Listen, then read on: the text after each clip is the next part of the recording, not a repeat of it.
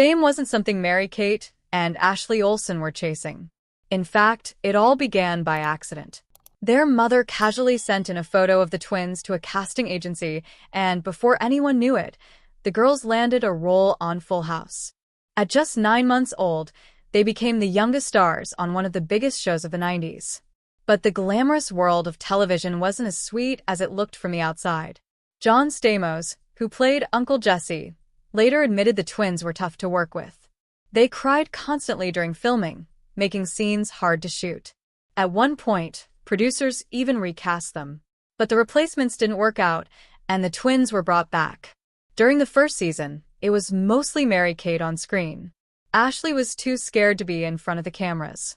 While the public fell in love with the adorable Olsen twins, they were just babies being pushed into a world they didn't understand. The press didn't hold back. They were constantly in the spotlight, with everyone analyzing their every move. A Washington Post article in 1991 bluntly stated that the girls had little acting talent, but still managed to become America's sweethearts. This kind of attention, especially so young, started to mess with their sense of identity. When Full House ended in 1995, things got even messier. At the same time, their parents went through a painful divorce. Their father, Dave Olsen, had already started a relationship with someone else before the split became official. Just a month after the divorce, he married his new partner. Ashley skipped the wedding and stayed with their mom, while Mary-Kate attended. That quiet decision spoke volumes. Their world was shifting fast, both publicly and privately. Despite everything, they tried to maintain some normalcy. They attended a private school in Studio City and talked about sleepovers and school friends. But that normal life never really existed. Even their senior prom was replaced with hosting Saturday Night Live. Instead of teenage fun, they were promoting their film New York Minute. The girls joked about missing out, but behind the laughter was a constant pressure to perform. As they stepped into adulthood, things got darker. Mary-Kate began struggling with serious health issues.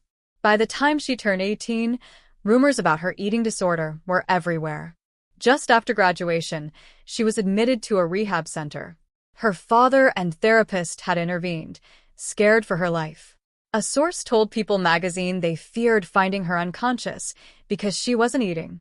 Their appearance on the Oprah Winfrey Show was supposed to help shift the focus. But Oprah's questions about their weight and dress sizes didn't help. Ashley tried to move the conversation elsewhere, but Oprah pushed on, leaving the girls visibly uncomfortable. Mary-Kate had been hiding her disorder even from those closest to her. Directors and co-stars later admitted they had no idea she was struggling. By 2008, Mary-Kate finally opened up in an interview with Elle, saying she didn't want to go through life with her eyes shut anymore. But by then, the media had already painted a damaging picture. Rumors swirled about drug use, and the twins themselves made jokes about their weight during an episode of Saturday Night Live. But for Mary-Kate, the struggle was real, not a punchline. College wasn't the safe haven they had hoped for either. In 2004, they enrolled at NYU and bought a $7.3 million penthouse.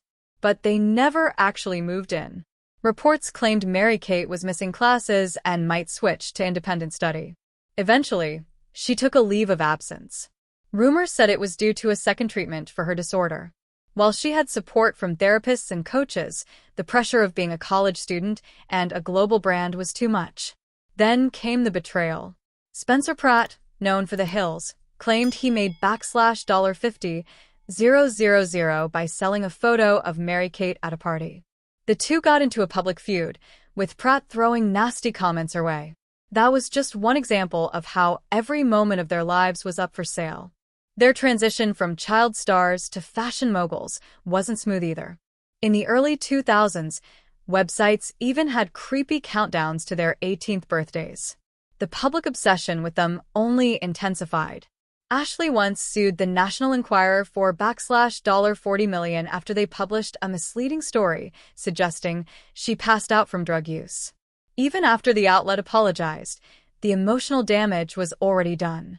They kept trying to step away from the spotlight. They didn't appear in the Fuller House reboot and rarely did interviews. They even avoided social media. Instead, they focused on their fashion empire.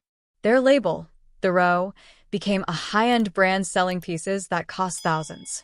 They managed to sell out a $39,000 alligator backpack, which sparked criticism from animal rights activists. Still, they couldn't escape the drama. In 2015, they were hit with a class action lawsuit from unpaid interns who worked grueling hours. Though the case was settled for $140,000, it raised eyebrows about working conditions behind their glamorous image. Mary-Kate's personal life made headlines again in 2020. Her marriage to Olivier Sarkozy fell apart during the pandemic. She filed for divorce, but faced delays due to court closures. Sarkozy allegedly tried to kick her out of their home, giving her only days to pack up. With nowhere to go, she moved in with Ashley and close friends. Then came another heartbreaking moment, the death of Bob Saget in 2022.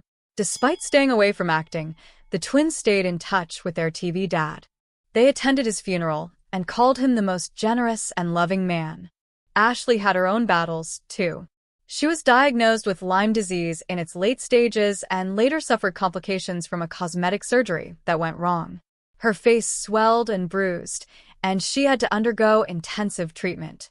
Despite everything, she stayed strong, even hinting she wouldn't rule out more procedures, but would be more careful in the future. Today, Mary-Kate and Ashley Olsen live far from the flashing cameras that once followed them everywhere. Their brand remains strong, and their silence speaks louder than any tabloid headline. From child stars to fashion powerhouses, their story is a roller coaster of fame, pain, and quiet resilience. If you found this story surprising or eye-opening, don't forget to hit that like button, leave a comment, and subscribe for more untold stories that pull back the curtain on fame.